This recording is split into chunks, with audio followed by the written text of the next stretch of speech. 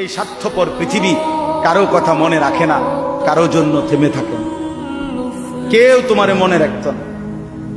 তুমি মরে গেলে কারো হাতে সময় নাই তোমারে কান্দে লইয়া কান্দনে, কারো হাতে সময়। এ বাপেরে দুপুরবেলা জানাজা দিছে, আসরের পরে বাপের জানাজা হইছে, কত কান্দা কানছে জিফুতে। এশার নামাজের পরে পাশের ঘরের থেকে ভাত তরকারি আনছে, এর ওই পেট ভরে ভাত খায়। এরা দেখলাম দুপুরে কান্দে অন ভাত খায়, আরো গোস্ত লয়, আরো পারমির মুরগা লয়, তেলাপিয়া মাছ লয়, ডাল লয়। কি আপনারা দেখলাম বিকালে কি কান্দাটা কানলেন, বুঝেন? অর্থাৎ বুঝাইতে চায় ওনার জন্য তো আমি না খাইয়া মরে গেলে হইতো না, ঠিক আছে কাঁদছি তো। অর্থাৎ দুনিয়া থেমে থাকে না, কারো জন্যই কি থাকে না, থেমে থাকে।